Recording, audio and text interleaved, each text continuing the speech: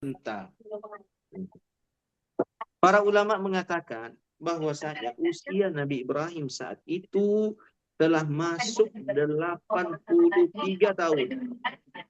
Bayangkanlah usia dan keadaan seseorang di usia 83 tahun. Renta, lemah, ya, tulangnya rapuh, kulitnya mengeriput, ya, pandangan matanya buram dan kabur. Ketika itu seseorang benar-benar sangat membutuhkan seseorang yang dapat menolong, membantu, meringankan, menopang hidupnya. Terlebih jika orang itu masih memiliki tanggung jawab yang besar, masih memiliki tugas yang berat, maka tentu saja dia sangat membutuhkan orang yang mendukung dia, orang yang menolong dia. Dan sebaik-baik orang yang diharapkan mendukung kita, menolong kita adalah putra kita. Apalagi kalau dia ternyata adalah putra semata wayang. Maka tentu saja orang tua yang berada dalam kondisi seperti ini sangat mencintai, sangat menyayangi, dan sangat mengandalkan putra semata wayangnya. Antum bayangkan kondisi itu, antum bayangkan perasaan itu, antum bayangkan pikiran itu. Lalu para ulama mengatakan Ismail kala itu telah berusia balik binassil ayat, sesuai dengan teks ayat itu, balagha. Falamma balagha, maka ketika dia telah balik. Usia balik itu ma'asyiral muslimin antara 13 tahun hingga 17 tahun. Antara 13 tahun hingga 17 tahun. Ya, seseorang memulai masa baliknya. Ada yang cepat 13 tahun udah balik. Ya. Ada yang agak lambat, ya nanti 17 tahun baru balik. Ya. Tidak lebih daripada 17, ya kelewatan kalau sampai 18 tahun. Sekarang anak-anak itu lebih cepat balik. Ya, karena faktor makanan, faktor minuman, faktor tontonan. Maka ada yang sudah balik di usia 11 tahun. Sudah balik. Ya, oke lah ma'asyiral muslimin. Kita mengambil pendapat jumhur usia 13 tahun. Ya, seusia barangkali SMP, usia anak antum sekarang. Lagi mantap-mantapnya. Ya, lagi mantap-mantapnya ini anak ini, diandal-andalkannya, diharap-harapkannya. Lalu tiba-tiba ada perintah. Perintah itu tidak secara langsung. Ya kan? Mekanisme tersampaikannya perintah itu sangat lemah. Ya, ini benar-benar ujian yang luar biasa berat. Dari sisi mekanisme diterimanya berita. Ya, mekanismenya lemah. Diterima dalam mimpi. Di mana mimpi itu terbagi dua. Ada mimpi benar, datangnya dari Allah. Ada mimpi yang tidak benar, datangnya dari setan. Ya. Untuk memastikannya, ya membutuhkan pikiran yang benar-benar terkonsentrasi matang. Ya, tidak boleh hanya dalam beberapa saat lalu diputuskan. Ya. Bayangkan kondisi ini terhadap keadaan Nabi Ibrahim bersama dengan putranya. Dan perintahnya bukan sesuatu yang ringan. Ini mengorbankan nyawa. Seandainya mengorbankan harta, mungkin lebih ringan. Ini mengorbankan nyawa. Dan nyawa yang mau dikorbankan adalah nyawa anak sematawayang yang selama bertahun-tahun lama dinanti kehadirannya Hah? Dan kini dia berada dalam kondisi yang benar-benar siap membersamai sang ayah, mendampingi, menyokong, membantu, ya, ayahnya yang berada dalam kondisi yang sangat rentan. Betapa berat ujian ini sebenarnya, ma'asyiral muslimin, kalau kita renungkan, kalau kita hayati, kalau kita pikirkan. Ya. Baik bagi Nabi Ibrahim sebagai ayah, maupun Ismail sebagai putra. Tetapi lihatlah, ya, bagaimana sikap keduanya menghadapi ujian tersebut. Begitu istimewa, ma'asyiral muslimin. Nabi Ibrahim alaihissalam tidak ingin menunda perintah Tuhannya, meskipun mekanisme penerimaan dari perintah itu sangat lemah, hanya lewat mimpi, ya kan? Dia tidak ingin menunda perintah Tuhannya meskipun hanya sesaat, ya. Dengan pertimbangan-pertimbangan kemanusiaan, dengan pertimbangan-pertimbangan logika pikiran, ya, dengan pertimbangan-pertimbangan kondisi dan keadaan yang tidak memungkinkan. Ya. Semua pertimbangan-pertimbangan yang sifatnya duniawiyah itu dikesampingkan oleh Nabi Ibrahim alaihissalam. Ya. Padahal konsekuensi dari menjalankan perintah itu sebenarnya sangat berat. Ya. Baik dipikirkan secara logika maupun dirasakan melalui naluri kemanusiaan. Semuanya serba berat. Ya. Tetapi lihatlah, Nabi Ibrahim alaihissalam tidak menunda perintah itu. Demikian pula Ismail alaihissalam. Dari sisi usia, ya kan? Ya. Sebenarnya dari sisi usia dia belum mampu untuk memikul beban ujian yang sangat besar. Harus mengorbankan nyawanya sendiri. Ya kan? Ini dari sisi usia nih, 13 tahun. Ya. Beban tanggung jawab yang harus dia pikul menunaikan perintah ini sangatlah berat. Ya. Apalagi di usia anak 13 tahun itu lagi berbunga-bunga cintanya kepada kedua orang tuanya, kepada ayahnya, ya kan?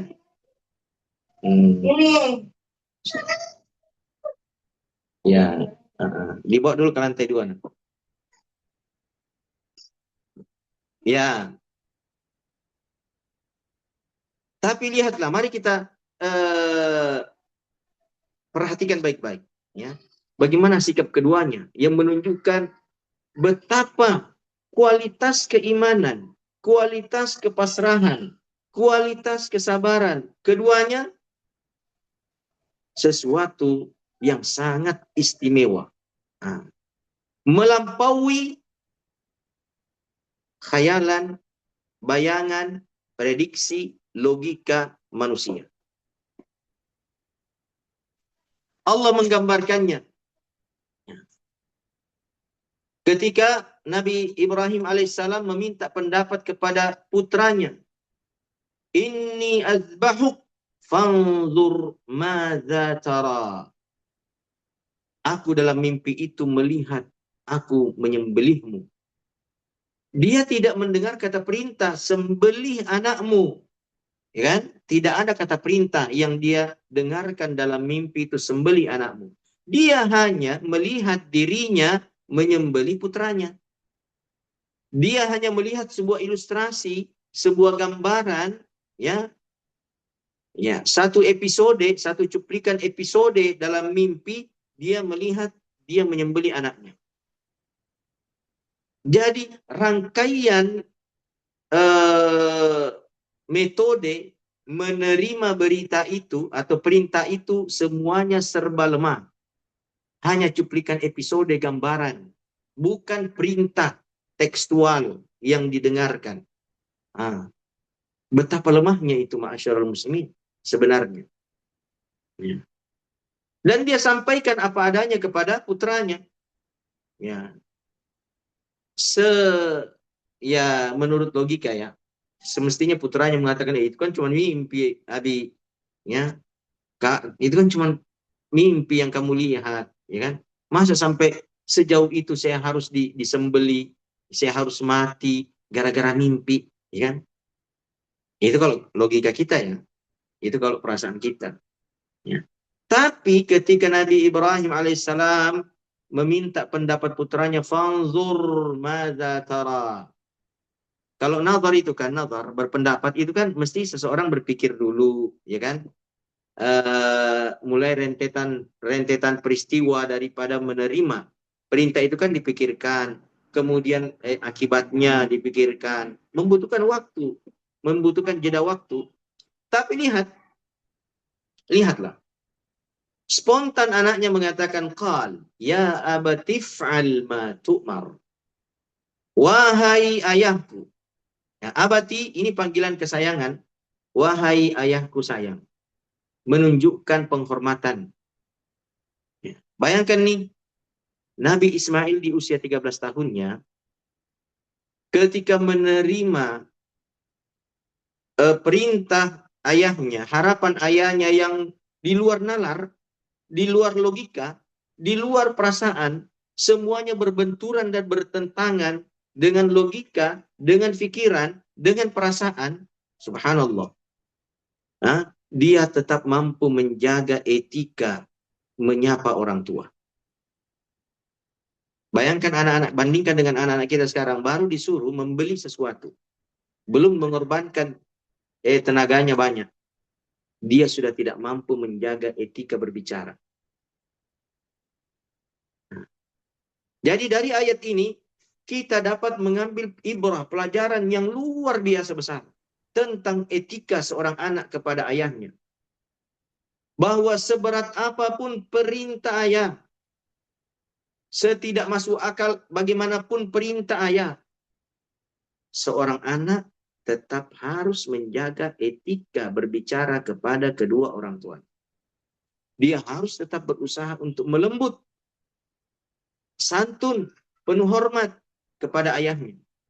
Apalagi kalau perintah itu baik. Ya, ya abati, wahai ayahku sayang, if'al, laksanakanlah ma tu'mar, apa yang diperintahkan kepadamu. Jangan kakak. Saya izin dulu ya.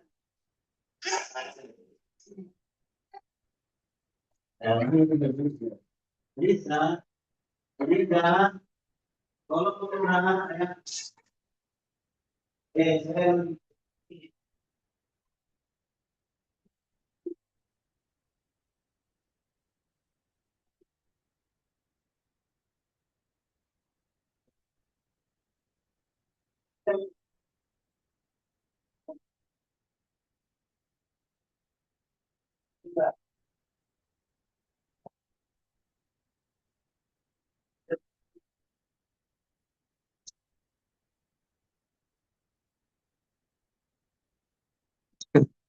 Baik, barakallahu fikum. Ya, kita kembali ma'asyiral muslim, kembali. Ya, kita konsentrasi dulu. Ada, subhanallah, ada berapa ini peserta ini? Ada 33 nih pesertanya. Ya, dari berbagai daerah ini ya, barangkali. Ada dari Lu'u Timur, ya. Ini yang terlihat nih dari Lu'u Timur nih. Dari mana lagi nih? Oh, Kaltara, Kalimantan Utara. Tarakan barangkali ini. Iya kan? Yang dari Kaltara ini Tarakan atau Nunukan? Ada Ummu Akhyar, Kaltara ini ya. Tarakan kan? Tanjung Selor, Ustaz. Oh, Tanjung Selor. Ya, saya ini dari Tarakan masalahnya. Seandainya dari Tarakan ya. Saya mau nyapa-nyapa orang Tarakan nih. Tanjung Selor di, Masya Allah. Ada kan dari Tarakan? Oh, ada dari Bau-Bau. Masya Allah. Tabarakallah. Tanjung Selor. Masya Allah. Ustaz siapa di Tanjung Selor di? Kalau Berau ada. Ada ke Berau? Ustaz Safarudin. Iya. Ustaz Safarudin. Ya, titip salam ya. Bilang dari Ustaz Fadlan. Oh, iya. Titip ada kemanakan saya itu mau ke Tanjung Selor. Namanya Abdullah Mubarak. Ya. Oh iya Ustaz, nanti saya sampaikan nabinya. Syukran. Iya, iya, barakallahu fiik. Heeh. Kita lanjut nih, kita lanjut. Ya, Afwan tadi terpotong ya, ada putra saya ini. Nangis. Baik, kita kembali ke kisah itu, ma'asyarul muslimin, ya, yang terdapat pada ayat ini. Ya, kita ambil ibrahnya. Betapa seorang putra di usia yang sangat belia, dia tetap mampu menjaga etikanya kepada kedua orang tuanya yang menunjukkan kesantunan, yang menunjukkan penghormatan, meskipun perintah orang tuanya itu sebenarnya di luar nurul. Nah, nalar. Biasanya orang bilang di luar nurul. Di luar nalar, ma'asyarul muslimin. Ya. Tetapi anak itu sama sekali tidak menunjukkan perlawanan. Tidak menunjukkan etika kurang ajar. Subhanallah. Pertanyaannya, dari mana? Kan ini kan etika seperti ini kan tidak simsalabim kan? Dia harus melalui proses tarbiyah, ya enggak? Ya. Ada proses.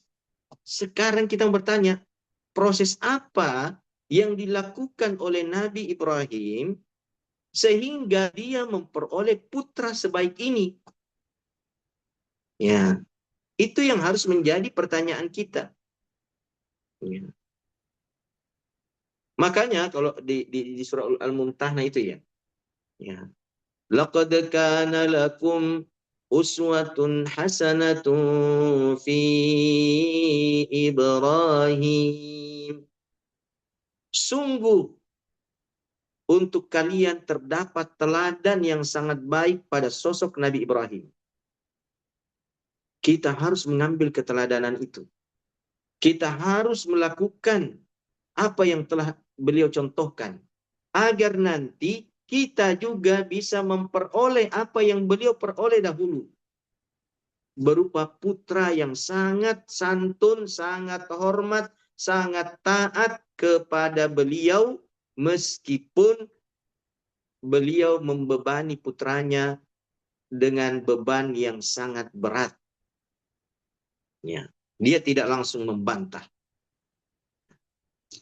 Nah, sebenarnya kita harus mundur beberapa ayat ke belakang, ya. Di ayat yang kan kita di 102 nih. Kita mundur ke belakang, ya, ke ayat yang ke-100, ya. Ke ayat yang ke-100. Nah, ayo kita mundur ke ayat yang ke-100.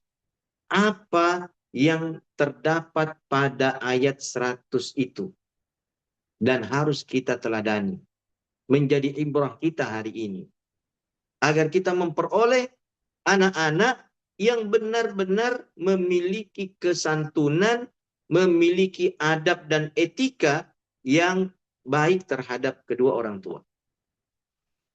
Ternyata ma'asyiral muslimin, ada rahasia di ayat yang ke-100 itu yang kadang dilupa oleh orang tua. Ya, dilakukan jauh sebelum anak itu tiba di dunia ini. Ya. Ini telah dilakukan oleh Nabi Ibrahim secara rutin, serius, sungguh-sungguh, jauh sebelum anaknya lahir di dunia. Anak itu masih berada di alam arwah. Tapi lihatlah Nabi Ibrahim, apa yang dia lakukan? Rabbi habli minas salihin. Ternyata doa ma'asyiral muslimin kekuatannya sangat ajaib. Kekuatannya sangat dahsyat. Efeknya sangat menakjubkan. Doa. Maka jangan pernah meremehkan doa. Jangan pernah meremehkan doa. Rabbi habli minas salihin. Setiap orang tua yang hari ini mungkin diuji dengan kenakalan, kebebalan anak-anaknya. Anda punya senjata yang sangat ampuh yang selama ini Anda kurang perhatikan. Ya. Anda kurang pakai, Anda kurang asah. Ya. Apa itu? Doa ma'asyiral muslimin. Dalam sebuah asar, ya, Rasulullah Shallallahu Alaihi Wasallam bersabda, Innal hadara la yughni 'anil qadar. Nah, sesungguhnya kewaspadaan, kehati-hatian, sikap antisipasi yang dilakukan oleh manusia sama sekali tidak berfungsi terhadap takdir. Ya. Takdir itu akan menerobos dan melampaui semua usaha, semua antisipasi yang dilakukan oleh manusia. Innal hadar la yughni 'anil qadar. Wa inna du'a yanfa'u mimma nazal wa mimma lam yanzil. Dan sesungguhnya doa itu sangat bermanfaat terhadap takdir yang belum turun maupun yang sudah turun. Sekali lagi, dalam acara itu ditegaskan bahwasanya sesungguhnya doa itu bermanfaat untuk takdir yang belum turun maupun yang sudah turun. Wa innal bala'a la yanzilu minas sama' fayaqbaluhu ad-du'a fayatarijani ila qiyamis sa'ah. Dan sesungguhnya bala itu turun dari langit, ya. Menimpa siapa yang ditakdirkan, ditimpa. Lalu bala-bala itu dihadang oleh doa-doa, ya. Lalu keduanya bergumul sampai hari kiamat. Artinya, ketika doa itu kuat, ya, kuat dari sisi kualitasnya. Kualitas ditentukan oleh kekhusyuan, keyakinan.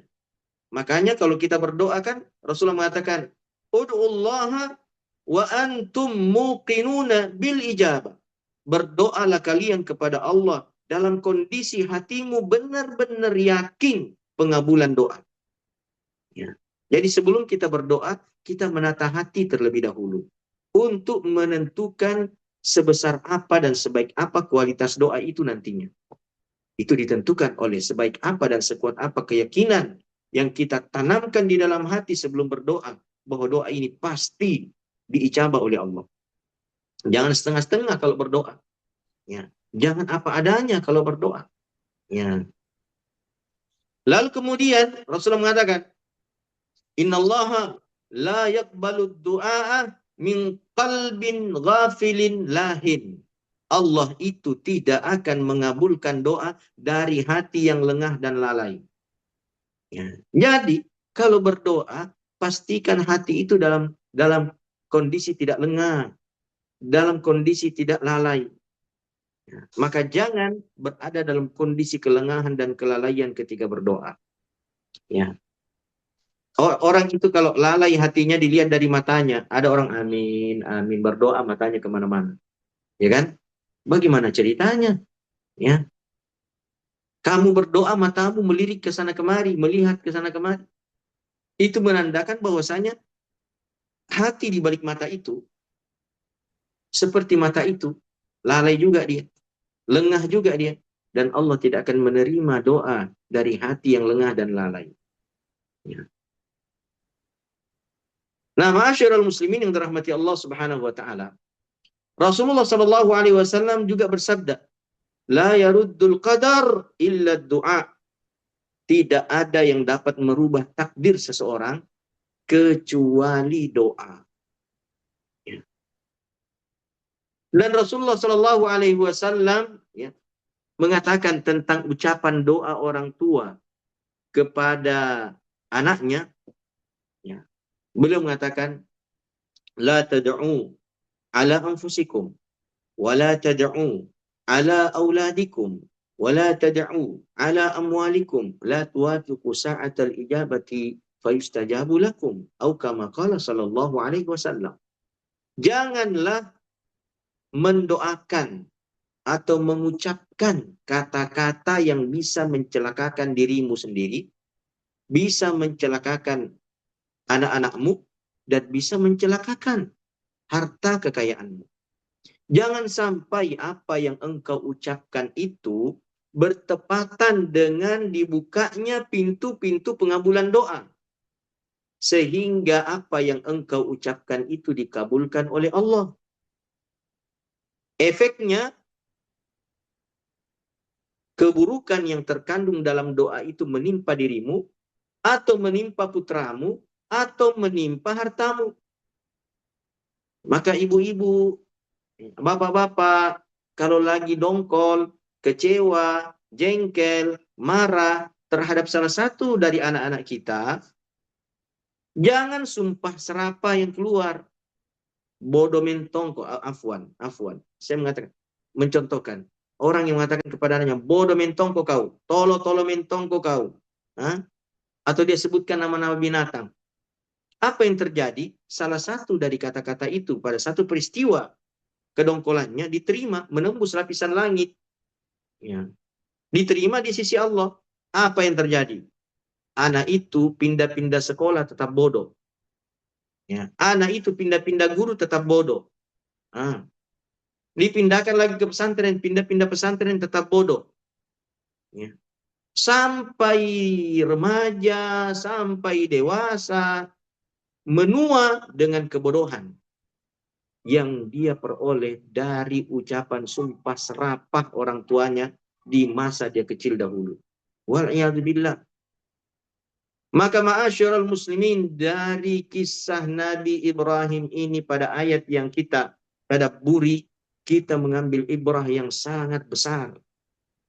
Yang mesti kita teladani dari sosok Nabi Ibrahim alaihissalam yang mendapatkan putra yang demikian santun, demikian patuh, demikian taat di usianya yang sangat belia, 13 tahun. Menghadapi perintah yang sangat berat, dia tetap mampu mengucapkan, ya abati, wahai ayahku sayang. Ya. Adalah bahwa Nabi Ibrahim mendapatkan karunia ini setelah melalui proses panjang berdoa kepada Allah. Lama kan baru dapat anak kan? Ya. Betapa lamanya beliau menyusun itu, tahapan-tahapan untuk mencapai titik tersebut melalui rangkaian doa yang tidak pernah bosan, tidak pernah jenuh, tidak pernah lelah untuk dia ucapkan hingga pada titik usia 83 tahun. Ya. Ada nggak doa untuk anak kita yang telah kita ucapkan rutin sepanjang setahun? Jangan setahun, sebulan aja. Nah, ada nggak orang tua yang rutin mendoakan anaknya sebulan? Satu kalimat doa untuk anaknya sebulan dia ucapkan.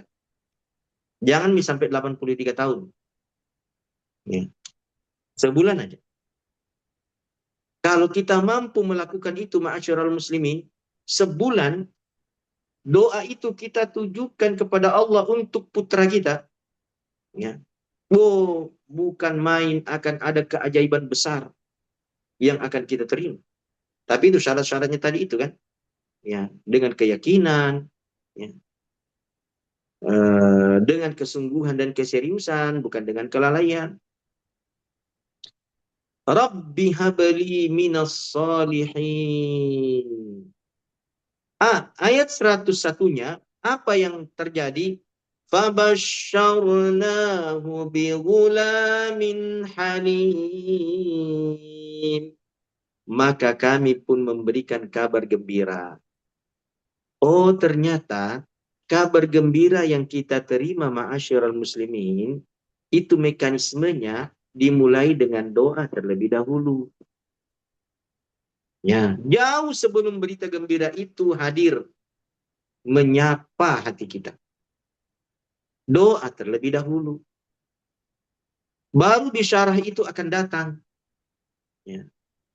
Fabasyarnahu bighulamin halim.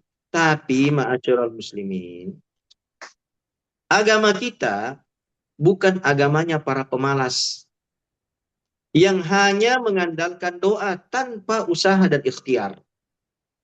Ya. Sekali lagi, agama kita ini bukan agamanya para pemalas yang hanya mengandalkan doa dan mengabaikan usaha dan ikhtiar. Agama kita adalah agama terbaik yang memadukan doa dan ikhtiar. Bahkan memadukan di antara keduanya keyakinan dan ketulusan, keseriusan dan kesungguhan. Dalam dua hal tersebut, doa dan ikhtiar.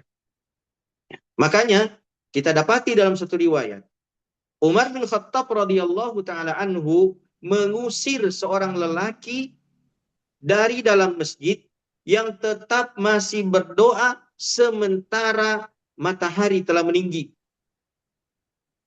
Berdoa minta rezeki. Matahari sudah meninggi. Ya. Izhab fa innas samaa la tumtiru zahaban. Pergi kau dari sini. Sesungguhnya langit itu tidak menurunkan hujan emas. Artinya, doa seserius apapun, seyakin apapun, sesungguh-sungguh apapun, kalau tanpa ikhtiar, menjadi tak berguna. Ya. Artinya, kalau kita mau mendapatkan putra yang istimewa, etikanya, akhlaknya, jangan cuma doa bapak-bapak, jangan cuma doa ibu-ibu.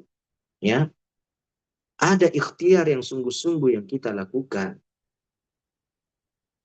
Ya. Apa ikhtiarnya? Subhanallah ma'asyiral muslimin. Ikhtiar yang dilakukan oleh Nabi Ibrahim itu subhanallah. Ya, kalau istilah orang tingkat dewa. Ya, atau ya kita jangan pakai dewa lah. Tingkat wali, tingkat nabi memang. Ya. Antum lihat dalam surah Ibrahim ya.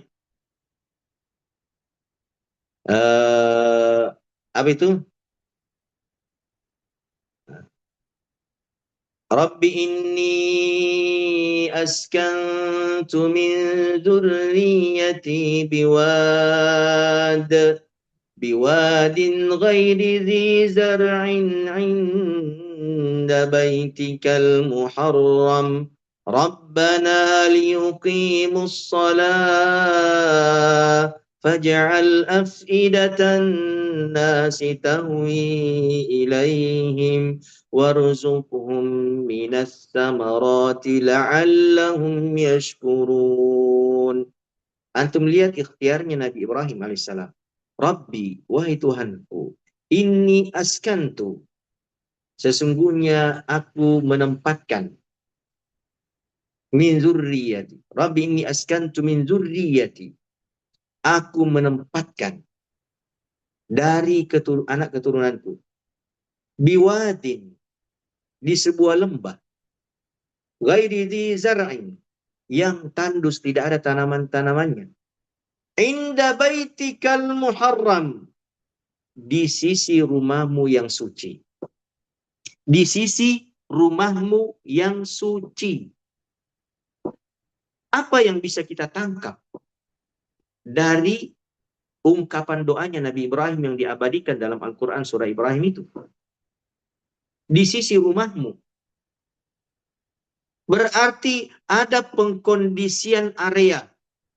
Ada pengkondisian tempat. Ya. Orang tua harus memilih tempat terbaik untuk menempatkan anggota keluarganya.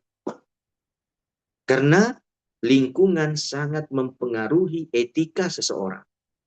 Lingkungan sangat mempengaruhi adab seseorang. Lingkungan sangat mempengaruhi agama seseorang. Perilaku seseorang.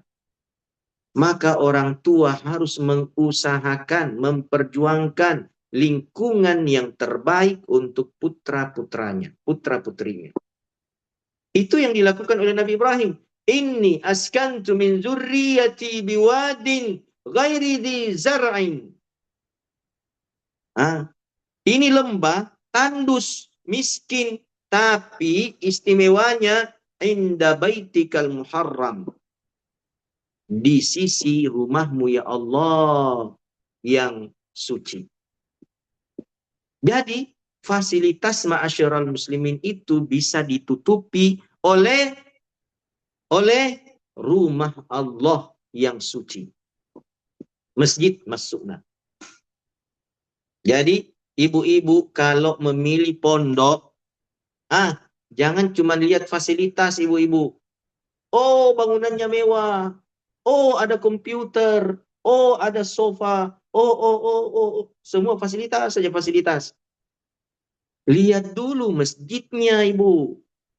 Kalau masjidnya makmur dengan sholat berjamaah anak-anak di dalamnya, dengan pendidikan tarbiyah di dalamnya, titipkanlah anak ibu di lembaga pendidikan itu. meskipun fasilitasnya sederhana, meskipun tempatnya terpencil. Di padang Sahara sekalipun, kalau masjid pondok itu makmur, Anda akan mendapatkan putra terbaik yang lahir dari sana. Jadi bukan hanya sekedar melihat fasilitas, Bu, ya. Kalau memilih pondok, memilih tempat. Jangan hanya membanggakan fasilitas pondok itu. Oh, anak saya pesantren modern. Tapi la haula wala quwata illa billah. Ada pesantren ma'asyiral muslimin. Masjidnya anak-anak di dalam dibiarkan tanpa etika. Lari sana, lari sini. Auzubillah. Sholat berjamaahnya tidak terkontrol dengan baik. Ada pesantren seperti itu. Auzubillah. Semewah apapun kalau pesantrennya begitu, ya jangan nekat menitipkan anak di sana. Ada pengkondisian suasana yang mesti dipikirkan oleh orang tua. Ya, bukan hanya sekedar doa. Nabi Ibrahim alaihissalam berusaha menempatkan istrinya di tempat meskipun terpencil gersang, tapi intinya inda baitikal muharram, di sisi rumahmu ya Allah yang suci. Dengan tujuan apa ma'asyiral muslimin kalau nitipkan anak di pondok, ya? Apa niat? Kan seseorang itu dibalas sesuai dengan niatnya. Kita di dunia ini, wahai ayah bunda, dibalas sesuai dengan niat kita. Ketika menitipkan anak di pondok, apa niatnya? Ijazah. Maka ijazah yang Anda terima. Ya. Adapun etika dari anak, ibadah dari anak, keunggulan-keunggulan perilaku dari anak, Anda tidak akan terima. Mengapa? Niatnya cuma ijazah. Maka ijazah Allah berikan. Namun etika anak, Allah tidak berikan. Lihatlah doanya Nabi Ibrahim. Liuqimus shalah. Tujuanku menempatkan keluargaku, anak keturunanku di lembah gersang ini ya Allah, di sisi rumahmu yang suci ya Allah. Liuqimus shalah. Agar mereka menegakkan sholat. Loh, kenapa sholat ma'asyiral muslimin? Kenapa sholat? Menjadi tujuan utama. Menjadi target utama. Ya. Antum buka surah Al-Ankabut ayat 45. Tentang keajaiban sholat. Ya. Inna sholata tanha anil fahsyai wal munkar. Ya. Sesungguhnya sholat itu mencegah seseorang dari kekejian dan kemungkaran. Itu fungsi daripada sholat. Maka ketika sholat itu tegak pada anak-anak kita, pada putra-putri kita, di rumah Allah Subhanahu wa Ta'ala yang suci, di tempat yang telah terkondisi, kita tidak hanya sekedar menerima ijazah dan catatan-catatan nilai istimewa, ya. Tetapi kita akan menerima putra kita dalam kondisi akhlaknya, etikanya, ibadahnya, agamanya, dan masa depannya juga istimewa. Ya. Itu jaminan dari Allah Subhanahu wa Ta'ala. Namun ketika ini diabaikan, mulai dari tataran niat, memang tidak diniatkan agar anaknya ini nanti menegakkan sholat. Ya, sekedar dapat ijazah, atau sekedar dia dapat hafalan, menyelesaikan hafalan. Ya. Bukan target utama sholat. Ya. Apa yang terjadi? Antum bisa buka efeknya itu di surah Maryam ayat 59. Di surah Maryam ayat 59. Ini juga kan surah Maryam ayat 59. Ini berkenaan dengan kisah Nabi Ismail kan? Atau para nabi sebelumnya kan kisah Nabi Ismail itu. Ya. فَخَلَفَ مِنْ بَعْدِهِمْ خَلْفٌ أَضَاعُوا الصَّلَاةَ وَاتَّبَعُوا الشَّهَوَاتِ فَسَوْفَ يَلْقَوْنَ غَيًّا. Maka datanglah generasi setelah itu, generasi yang mengabaikan sholat, tidak peduli dengan sholat. Ya. Maka generasi-generasi itu pasti akan mengikuti hawa nafsunya, menjadi hamba hawa nafsu. Dan mereka akan dicampakkan ke dalam ghayya. Ya, ghayya itu salah satu sumur dalam neraka jahanam wal iyadzubillah. Jadi ma'asyiral muslimin yang dirahmati Allah Subhanahu wa taala, dari sini kita memperoleh pelajaran penting tentang betapa urgennya doa dari orang tua yang sudah dia rancang jauh sebelum ia mendapatkan putra. Jauh sebelum ia memperoleh keturunan. Dan dari sini kita mendapatkan ibrah pelajaran bahwa orang tua harus memperjuangkan pengkondisian tempat bagi tumbuh kembang putra-putrinya. Jangan jauhkan ia dari rumah Allah, inda baitikal muharram. Dari sini kita memperoleh pelajaran bahwasanya bukan cuma doa, bukan cuma ikhtiar, tapi apa yang melatar belakangi doa itu, apa yang melatar belakangi semua ikhtiar dan usaha itu. Niat ma'asyiral muslimin, apa tujuan kita? Apa niat kita? Jadikanlah niat itu bertumpu, bermula dan berakhir pada as-salat. Ya. Memang kita hidup di dunia ini berpindah dari satu salat ke salat berikutnya. Pekerjaan itu hanya selingan untuk masuk pada salat berikutnya. 5 kali kita berpindah siang malam dari satu salat ke salat berikutnya. Itu menunjukkan bahwasanya tujuan dan fokus utama kita sebenarnya adalah salat. Selebihnya adalah sampingan. Pekerjaan itu cuma sampingan, ma'asyiral muslimin, yang harus kita tinggalkan manakala salat telah hadir waktunya. Maka Allah menyebutkan sifat utama orang-orang beriman dalam Al-Quran terkait dengan salat pada surah An-Nur ayat 37. Rijalul la tulhihim tijaratun wa la bay'un an dzikrillah wa iqamis salati wa ita'iz zakah yakhafuna yawman tataqallabu fihi al-qulubu wal absar. Orang-orang yang tidak dilalaikan, tidak dilengahkan oleh bisnis dan perdagangan dari mengingat Allah, menegakkan salat, membayar zakat, karena mereka takut di suatu hari nanti di mana pandangan dan hati manusia berbolak-balik terguncang karena dahsyatnya peristiwa di saat tersebut. Jangan lalai dari salat. Salat adalah tujuan utama kita. Adapun bisnis perdagangan, pekerjaan-pekerjaan duniawiyah itu cuman sampingan, bukan tujuan. Yang menjadi tujuan kita adalah sholat. Maka ketika mendidik anak, jadikanlah niat kita terkonsentrasi pada sholat anak itu. Liyuqimus sholat. Faja'al afidatan nasi tahwi ilaihim. Ya Allah, jadikanlah nanti hati-hati manusia condong kepada mereka. Itu doanya Nabi Ibrahim. Ya. Hati-hati manusia condong kepada mereka.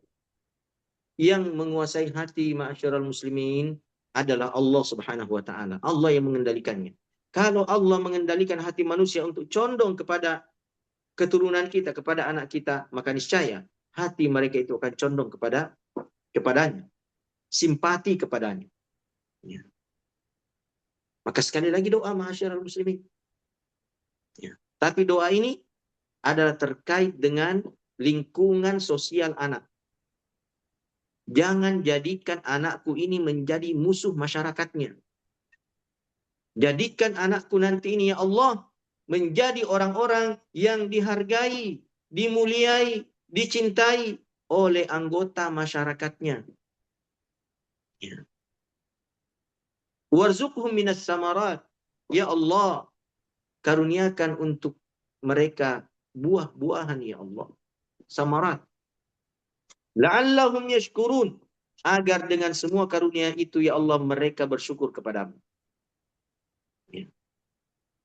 Maka ma'asyiral muslimin, ternyata buah-buahan yang menjadi rezeki itu menjadi tujuan terakhir, doa terakhir yang disebutkan oleh Nabi Ibrahim alaihissalam untuk diberikan kepada putranya. Yang pertama apa? Salat. Ya. Kalau sudah salat tegak pada diri anak kita, ma'asyiral muslimin, orang-orang akan mencintainya. Dan rezeki itu akan Allah kerahkan, ya, kepadanya. Ya. Rasulullah SAW bersabda, "Man kanatil akhiratu hammahu." Ah,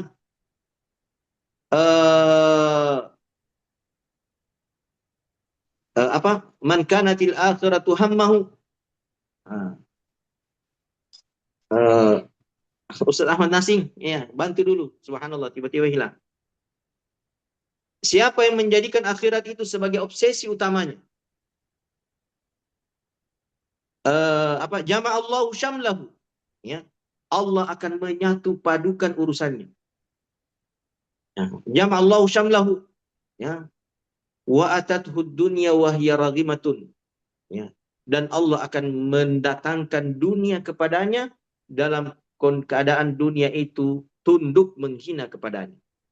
Tetapi siapa yang menja'ala dunya hammahu, syattatallahu syamlahu wa lam ya'tihi minad dunya illa ma qad qaddara lahu. Ya. Siapa yang menjadikan dunia ini sebagai obsesi utamanya, tujuan utamanya, maka Allah akan mencerai-beraikan urusannya dan dunia tidak akan datang kepadanya kecuali apa yang sudah ditakdirkan untuknya. Ya. Masyarul muslimin yang dirahmati Allah Subhanahu wa taala. Selanjutnya kita beranjak pada ayat berikutnya. Tadi ayat sampai ayat ya 209 ya. 109. 103-nya Allah Subhanahu wa taala berfirman, "Falamma aslama wa tallahu lil jamin."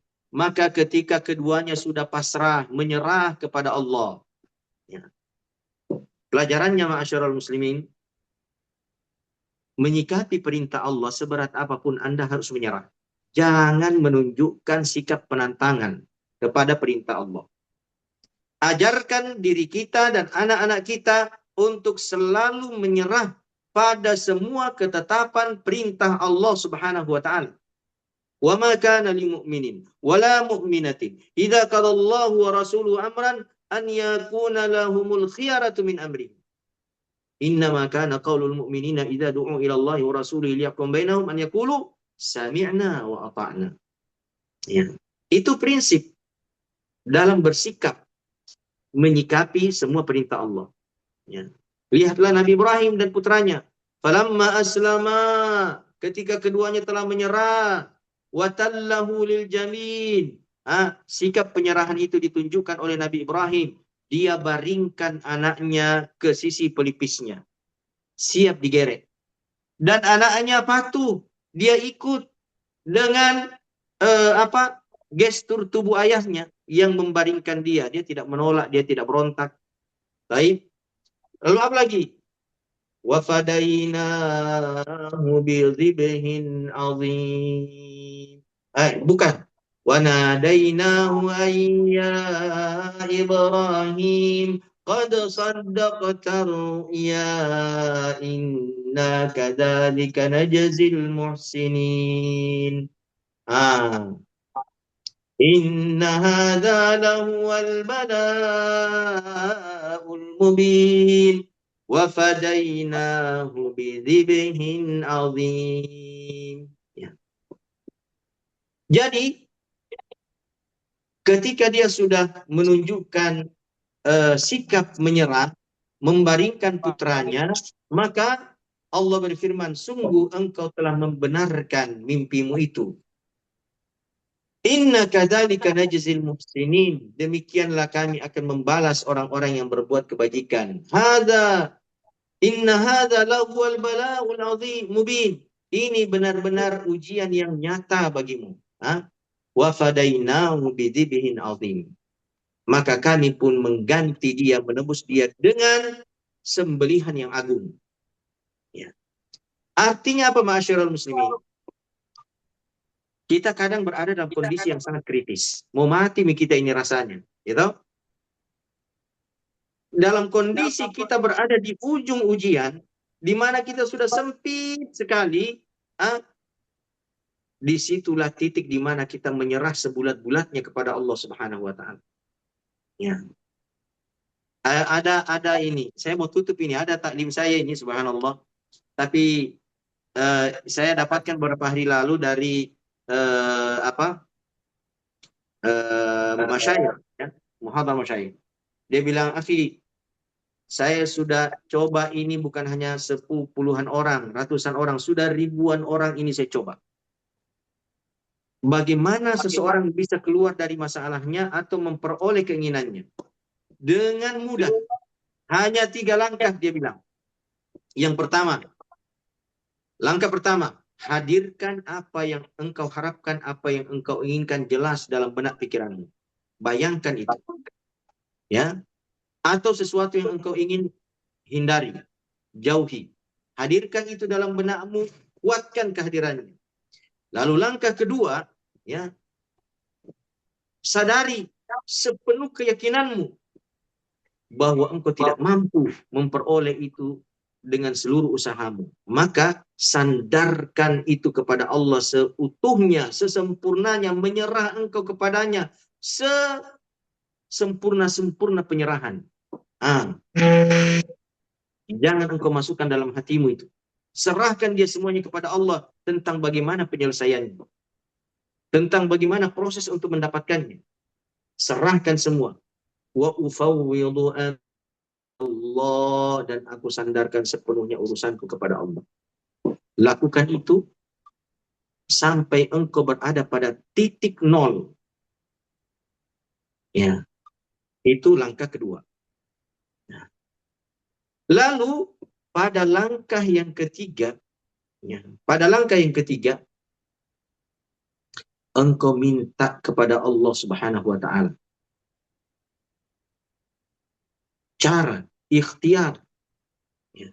Tunjukkan kepadaku ya Allah ikhtiar, cara, metode, ya, untuk mendapatkan itu, menghindari itu. Ya. Tunjukkan aku jalan ya Allah. Pertemukan aku dengan siapapun ya Allah. Dari makhluk-makhlukmu yang dapat menolong aku, ya, dengan izinmu sampai pada keinginan itu. Dan beliau katakan, saya sudah coba ini kepada tidak sepuluhan, tidak ratusan, ini ribuan orang. Dan dia mendapatkan secara ajaib apa yang dia inginkan atau terhindar secara ajaib dari apa yang dia khawatirkan. Subhanallah ma'asyiral muslimin. Jadi ada proses, ya, seperti apa yang dilakukan oleh Nabi Ibrahim ini. Membenarkan terlebih dahulu perintah Allah, menyerah terhadap semua perintah Allah. Tidak ada penolakan di dalam hati dan pikiran sama sekali terhadap perintah Allah. Ya. Barulah وَفَدَيْنَاهُ بِذِبْحٍ عَظِيمٍ وَتَرَكْنَا عَلَيْهِ فِي الْآخِرِينَ سَلَامٌ عَلَى إِبْرَاهِيمَ. Subhanallah, betapa agungnya peristiwa pengorbanan ini, ma'asyiral muslimin, diabadikan sampai akhir zaman menjadi syariat. Ya, dari masa ke masa. Tanggal 10 akan kita jalankan syariat itu. Bayangkan, ini kita warisi dari Nabi Ibrahim alaihissalam bersama dengan putranya yang telah menunjukkan penyerahan yang utuh sepenuhnya kepada perintah Allah seberat apapun dan semustahil apapun perintah itu menurut logika dan perasaan kemanusiaan. Dan Nabi Ibrahim bersama putranya mengikuti tahapan-tahapan itu dengan baik. Barulah hadir untuk mereka tidak, ya, ganti rugi dari Allah yang sangat istimewa, di mana diabadikan hal itu sampai di akhir zaman. Tanggal 10 akan sama-sama kita laksanakan. Salamun ala Ibrahim. Salam, keselamatan untuk Ibrahim alaihissalam. Nah, ma'asyiral muslimin yang dirahmati Allah Subhanahu wa taala, saya mohon maaf ini kalau mungkin kepanjangan dan saya harus segera menutupnya dan beralih ke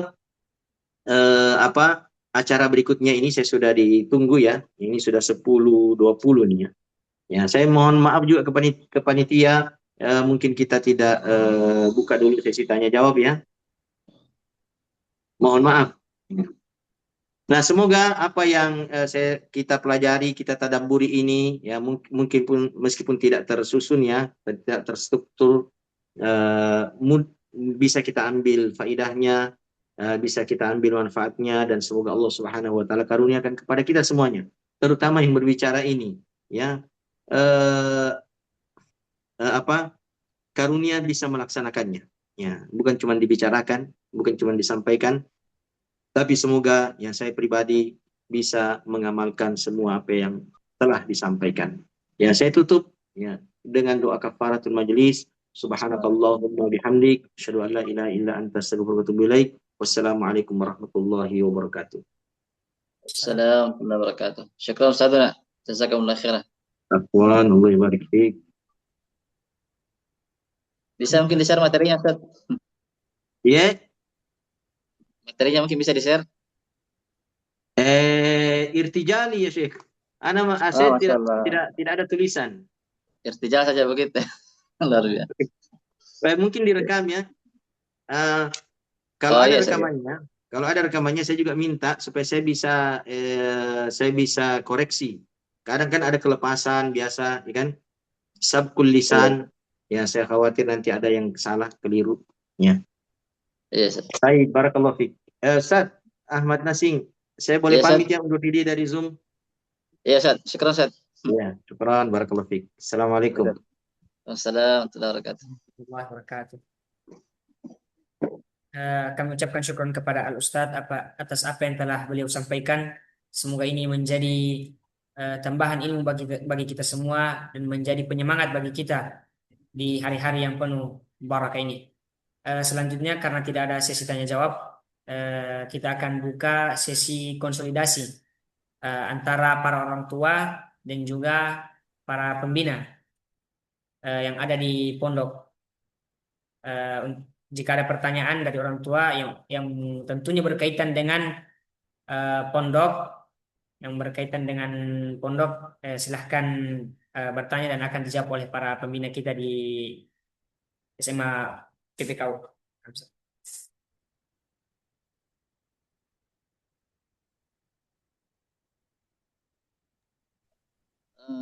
Tafadhal kalau ada yang mau disampaikan terkait pondok atau terkait anak kita di pondok. Mana sih? Anak. Tafadhal, ya, saya ambil alih ya. Jazakallah khair ya Faruk. Syukran. Nah, istarih. Khudh Syukran. rahatak. Syukran. Tafadhal.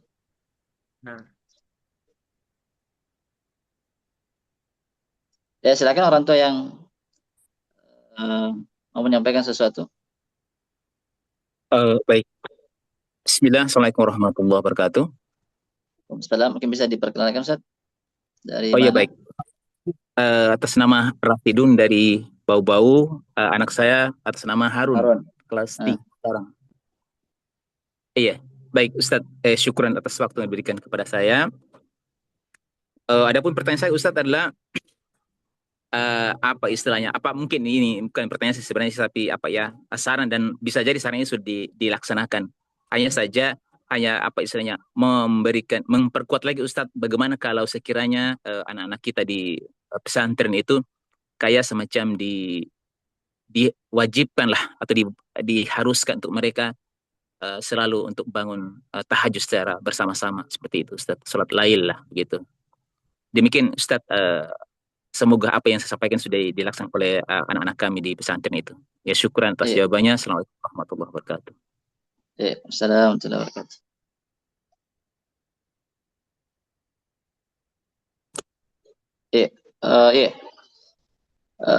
Jadi memang kita di pondok kita ini mungkin salah satu kekurangannya itu sebenarnya tujuan kita agar anak-anak bisa sadar sendiri. Jadi satu kali sepekan itu kita wajibkan untuk salat lail, ya, salat lail malam Jumat, ya, malam Jumat. Kemudian kita motivasi di malam-malam yang lain itu masing-masing salat sendiri, ya, masing-masing salat sendiri. Tujuannya supaya sadar sendiri, karena kalau dipaksa juga atau terlalu dipaksakan, anak-anak juga tidak keluar pondok, ya, dia juga tidak laksanakan itu, Jadi tetap tapi bukan berarti kita tidak bukan berarti kita tidak memotivasi ya. Terus kita sampaikan di taklim-taklim untuk bagaimana anak-anak tetap melaksanakan sholat tahajud masing-masing, ya, diawasi dan tetap melaksanakan sholat lain. Itu sholat malam setiap malam, sebenarnya kan tidak memang dianjurkan untuk setiap malam. Ya. Sunnahnya memang sekali-kali, ya, sunnah sekali-kali. Atau lebih afdalnya sebenarnya sholat malam itu dilaksanakan masing-masing, ya, masing-masing. Tetapi kata para ulama kita boleh sekali-kali, ya, sebagai bentuk pembelajaran, Ya. Ya mungkin nanti ini sudah sering kami angkat di rapat dan belum disepakati untuk sholat malam setiap malam, ya. Dan kami juga lihat di pondok yang lain anak-anak dipaksa dan akhirnya betul-betul terpaksa, ya. Tapi mudah-mudahan dengan cara ini anak-anak lebih sadar dan melaksanakan dengan kemauan sendiri, dan akan kami angkat lagi di rapat berikutnya, insya Allah, kalau Ustaz kita sudah datang dari daerah, Ustaz Swanto, untuk bagaimana anak kita bisa sholat malam setiap malam tanpa harus berjamaah, Nah, iya. Mungkin begitu, Ustaz. Ustaz, bisa tambah sedikit, Ustaz? Ya, silakan, Ustaz. Oh iya, baik. Alhamdulillah. Syukur Ustaz atas jawabannya. Yang kami inginkan Ustaz, alhamdulillah tadi sudah dilaksanakan setiap malam Jumat. Kalau bisa Ustaz, usul kami untuk pelaksanaan berjamaah seperti yang diawasi langsung oleh Ustaz ini, kalau bisa jangan hanya satu kali tapi minimal 2 kali. Artinya mungkin dalam 1 minggu itu 2 kali, sehingga bisa mewarnai dalam 1 minggunya. Artinya 2 kali itu bisa mewarnai 7 hari. Mudah-mudahan seperti itu harapannya. Kemudian tentu harapan kami bahwa kalaulah misalnya sholat tahajudnya mungkin terasa berat, tapi minimal yang tanda kutip dipaksakan itulah sholat witirnya, sebagaimana harapan kita bahwa kalau saya tidak salah itu bahwa Nabi kita Muhammad SAW tetap menjaga sholat witir ini walaupun dalam safarnya. Demikian Ustaz. Ya, jazakallah khair. Nanti kami sampaikan insya Allah, ya, di rapat.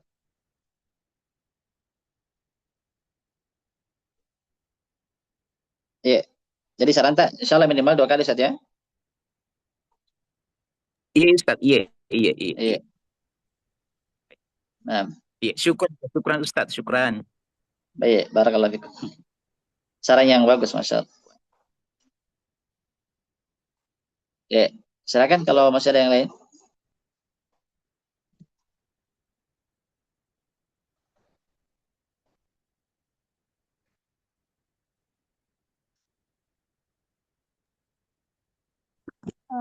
Mau urus, Ustaz.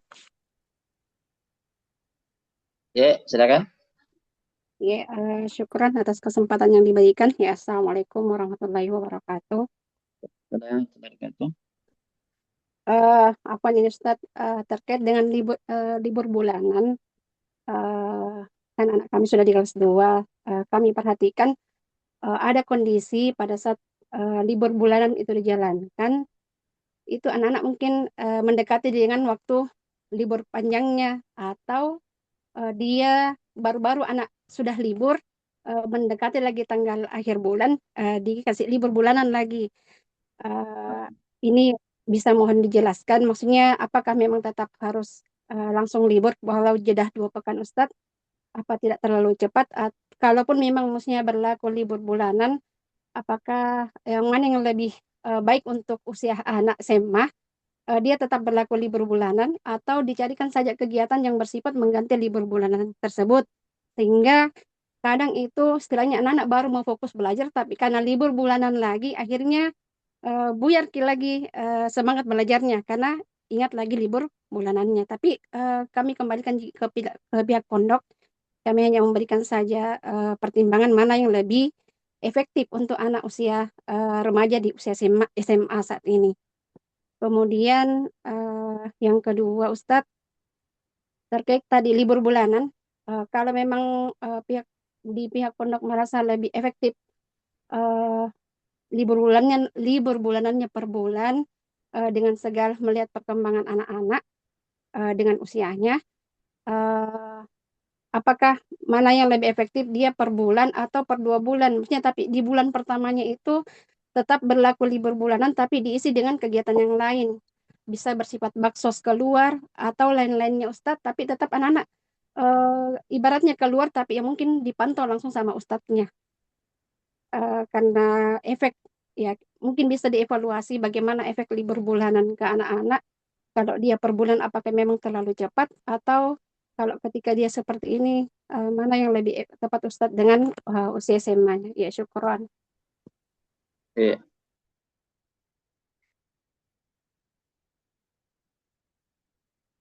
Ya, jadi yang pertama, ini juga sudah kita pernah bicarakan, libur bulanan berdekatan dengan libur panjang.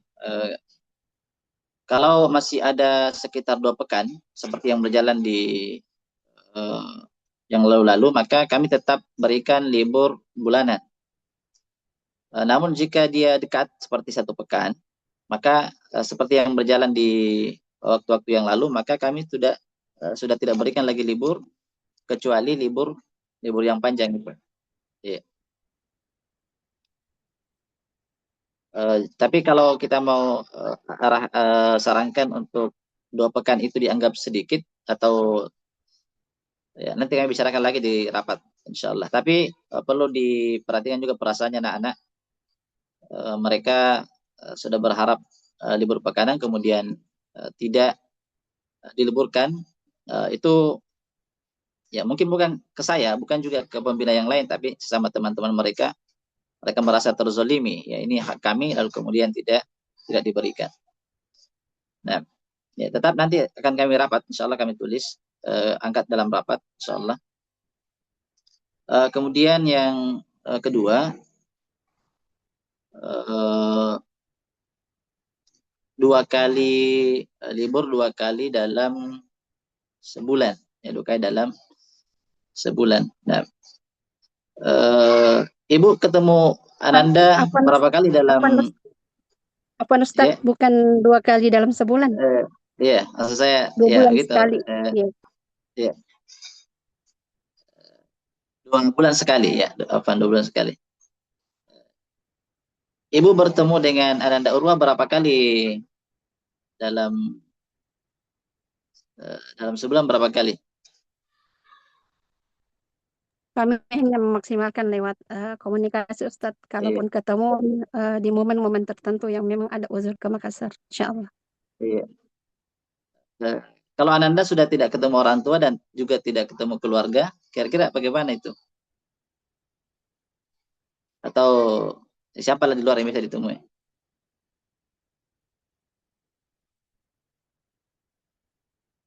Ya. Jadi saya rasa tetap sekali sebulan itu masih bisa dipertahankan, ya masih bisa dipertahankan.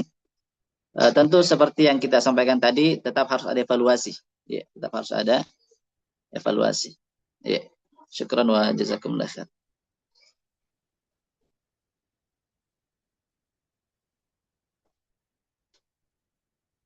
Iya, saya juga sampaikan kepada ibu-ibu, bapak ibu sekalian, sudah kami sampaikan dari awal sejak bapak ibu masuk, itu kalau bukan waktu penjengukan kemudian ibu ke Makassar, bapak ke Makassar, maka tidak apa-apa datang ke pondok, ya tidak apa-apa datang ke pondok untuk ketemu Ananda. Nah, kalau jarang ke Makassar, kami berikan waktu untuk bermalam, ya berikan waktu untuk bermalam.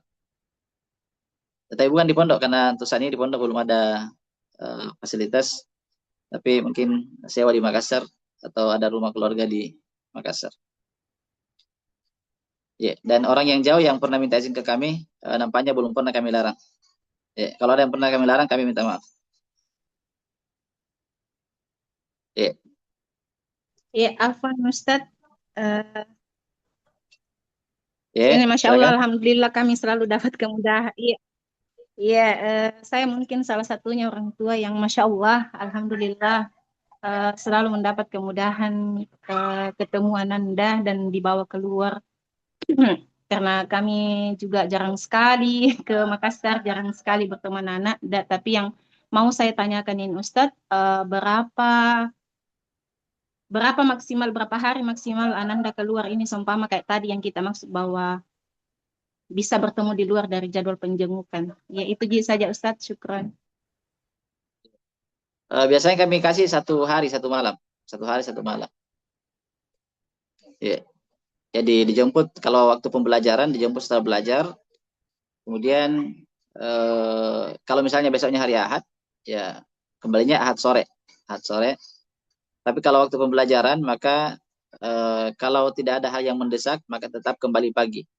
Ya, kembali pagi. Namun kalau ada yang mendesak bisa tetap sampai siang atau sampai sore. Karena kalau sampai siang berarti dia masih dapat halakoh siang kalau di hari pembelajaran, dan sorenya tetap masih dapat murojaah pelajaran pagi, jadi tidak terlalu ketinggalan. Iya. Kalau ada yang meninggal, sebenarnya maksimalnya itu kita kasih 3 hari, atau ada yang menikah. Nah, tapi keluarga inti ya, keluarga inti. Makanya kadang-kadang kita tanya siapa yang menikah, ya, siapa yang menikah. Nah, kalau dibilang jia tetangga, enggak Ji. Kita tidak izinkan. Tapi kadang-kadang ada orang tua yang maksa, kami kasih waktu 1 hari. Nah, iya. Mungkin begitu. Barakallahu fikum. Masih ada Ibu? Ibu Urwah? Bismillah, Assalamualaikum warahmatullahi wabarakatuh. Izin bertanya, Ustaz. Akil. Iya, tabe,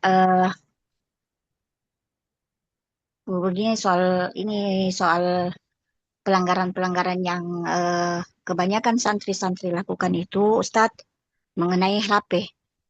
Iya. Mungkin bisa tabe dicarikan solusi, bagaimana solusinya, mungkin bisa disampaikan ke anak-anak dari hati ke hati ada apa sebenarnya sampai kayak jujur kayak kompakan memang anak-anak. Jujur, Iya, betul. saya salah satu orang tua yang agak shock mendengar ternyata Ananda Akil bisa memiliki HP tanpa sepengetahuan saya, sedangkan Nanda ada di pondok. Iya. Terus terang, Ustaz, karena saya tidak menyediakan Nanda untuk memiliki HP.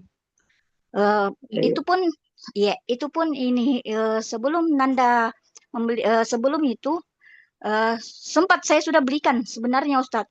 Cuman ini yang saya herankan kok kenapa tiba-tiba ternyata Nanda juga dalam jarak kurang belum sebulan itu ternyata diam-diam juga membeli HP. Dan saya Iya. sharing-sharing dari beberapa orang tua yang bermasalah dengan pelanggaran mengenai HP itu, ternyata sama-sama persis. Ternyata ini anak-anak melakukan pelanggaran itu dengan cara membeli HP diam-diam dengan hasil uang jajan. Mungkin tidak seberapa, Iya, tapi betul. Masya Allah bisa dia kumpul. Iya Ustadz, mungkin bisa dicarikan solusi bagaimana sebaiknya ini pelanggaran yang termasuk berat di dalam pondok itu, tapi ini anak-anak yang paling dominan selalu dilakukan pelanggarannya. Dan Iya, saya, betul. ya. Terus yang kedua, apa benar itu Ustadz, ada penyampaian Ananda, nanti katanya hari Idul Adha dan hari Tasyrik memang dibolehkan memegang HP? Belum ada secara resmi. Oh, belum. Iya, iya, Iya, makanya belum. Ustadz ini ya, saya antisipasi memang dari dari ini, jadi saya sampaikan langsung Ustadz. Ya, syukran Ustadz. Iya. Jadi sampai saat ini kita belum bisa mengawasi secara langsung ketika jam 12 malam ke atas. Kemudian juga kita tidak bisa awasi CCTV di WC dan anak-anaknya mainnya di situ. Ya. Di WC dan di ya tengah-tengah malam begitu. Ya, tengah malam. Jadi mereka merasa bahwa ini kesempatan, di situ kesempatannya. Jadi kapan dia dapat kesempatan itu dia main di situ. Iya. Sebenarnya efektifnya satu kamar itu satu musyrif. Satu kamar satu musyrif. Namun tetap tidak menuntut kemungkinan tetap akan ada yang melanggar di WC. Ya. Di WC, dibawa ke WC. Nah, dan ini yang menjadi kekurangan kita. Ya, belum ada yang bisa mengawasi 24 jam di kamarnya. Ya, di kamarnya. Sebenarnya di mana-mana juga pasti ada yang begitu. Ya, bahkan ada yang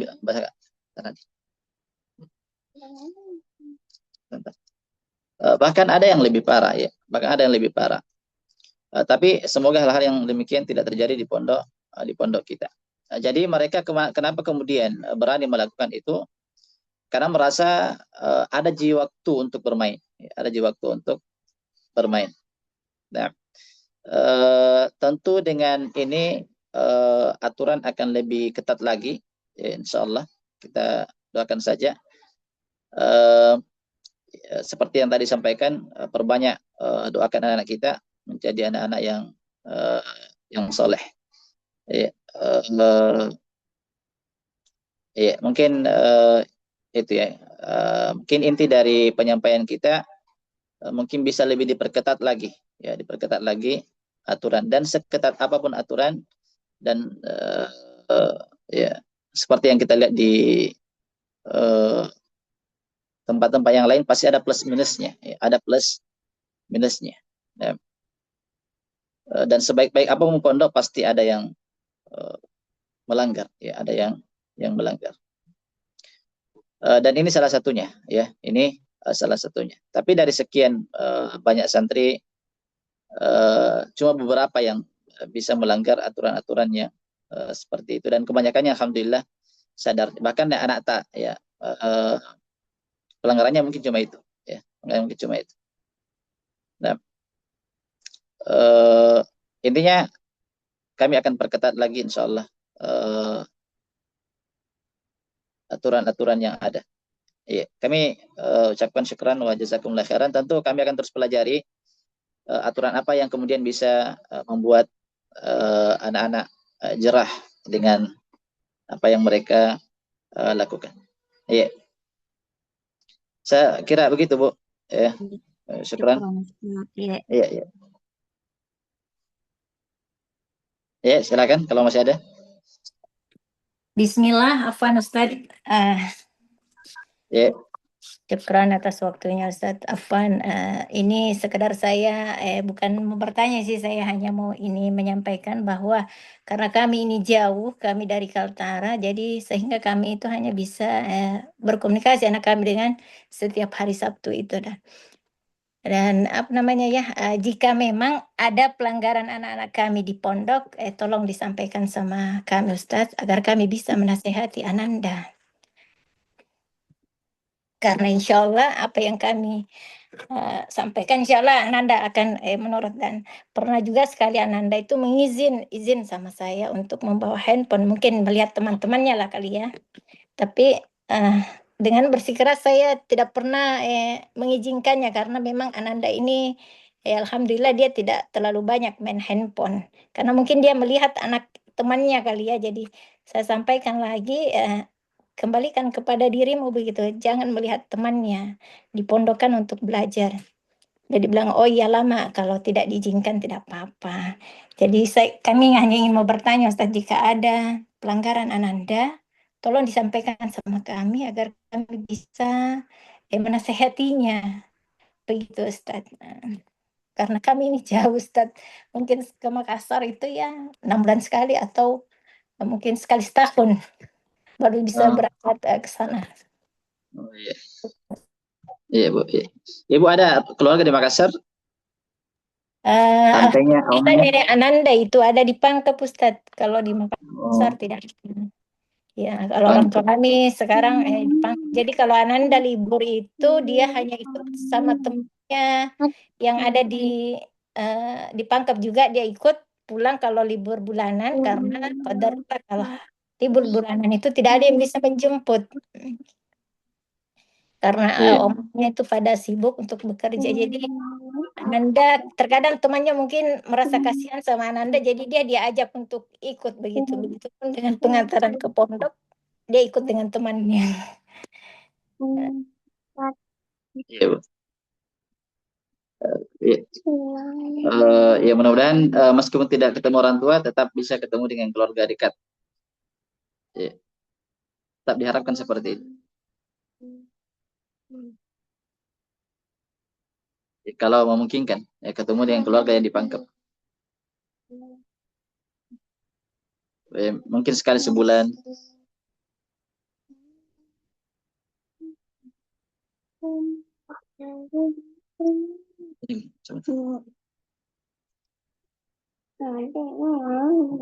Ya, masih ada. Tapi Iya, para iya orang tua. Ustadz. Iya, kami Ustadz. Iya. Iya, ini terkait Yaumul Himmah Ananda Ustadz ya, bahwa sebenarnya itu Ananda Fatan dia punya paman ya. Kebetulan adik kami itu di domisili di Daya di Makassar. Namun setiap Yaumul Himmah itu selalu kami arahkan mau dijemput sama pamannya atau ngoki ke sana. Tapi dari Ananda sendiri ini yang katanya biar Mi Umi lebih enak dia di pondok katanya. Saya tidak mau ke pamannya juga katanya nanti repotkan atau bagaimana. Jadi mungkin Ustadz kalau dari kami karena kalau yang kami lihat kemarin itu kalau di tempatnya pamannya itu Masya Allah dia juga diajar ada juga didudukan sama pamannya baca kitab dan hal-hal positif lainnya. Mungkin bisa dari musyrifnya atau dari Ustadz dibantu untuk dibujuk. Misalnya kalau Yaumul Himmah disampaikan jalan-jalan ke pamannya di Daya. Karena kalau dari kami seperti itu katanya lebih nyaman di pondok katanya. Terus Ustadz beberapa kali ini saat Ananda itu menelpon di jadwal teleponnya biasa selalu izinnya itu mau ke gunung. Katanya mau ke gunung sama teman-teman. Nah, di situ saya tanya sama siapa temannya berapa orang, bagaimana ada musyrif atau tapi katanya yang sebelumnya itu berdua aja sama temannya. Nah, di situ saya sampaikan kalau Yaumul Himmah jangan ke gunung, mending ke Daya sama pamannya seperti itu. Nah, terakhir ini katanya mau sama teman-temannya ke gunung 6 orang. Katanya ada 6 orang. Nah, saya juga pas dengar ada 6 orang itu saya agak kasih luaskan. Hanya saya bilang kalau lebih nyaman di pondok, enggak usah ke gunung. Cuman kembali lagi katanya kita refreshing Umi katanya ke gunung itu bagus lihat pemandangan kayak kita refreshing katanya. Jadi saya juga kurang paham itu pergi ke gunung itu apa ditahu sama Ustadz atau bagaimana ini Ustadz? Iya, Iya. syukran Ustadz. Iya. Iya. Ya, omnya yang di Daya Ustadz Zuzbah, bukan? Iya, Ustadz Zusba Ustadz, adik Iya. kami. Iya. Oh, ada itu. Iya, Masya Allah. Iya. Ke gunung itu Bu, kalau dari pondok dan tidak ada musyrif, tidak pernah kami izinkan. Jadi kemungkinan mungkin Ananda itu akan ke gunung dari luar.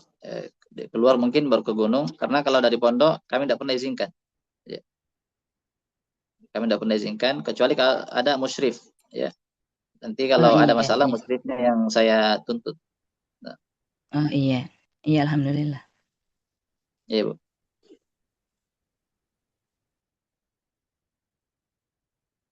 Ya, silakan kalau masih ada. Kalau tidak kita insya Allah kita sampai jam 11, 5 menit lagi.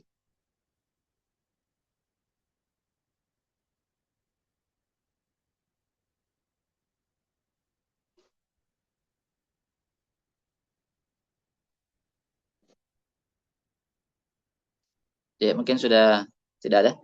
Baik para orang tua sekalian, kami ucapkan syukur atas segala masukannya. Insya Allah ini akan kami angkat di rapat, insya Allah taala. Kalau sudah tidak ada, mungkin kami tutup. Sudah banyak juga yang izin ingin keluar beralih ke kegiatan-kegiatan yang lain. Kami tutup dengan doa kafaratul majelis. Subhanakallahumma hamdik, asyhadu an la ilaha illa anta, astaghfiruka wa atubu ilaik. Assalamualaikum warahmatullahi wabarakatuh. Syukron Bapak Ibu sekalian. Jazakumullahu khairan. Iya, Ustaz. Ya, Waalaikumsalam. kami mohon izin. Warahmatullahi wabarakatuh.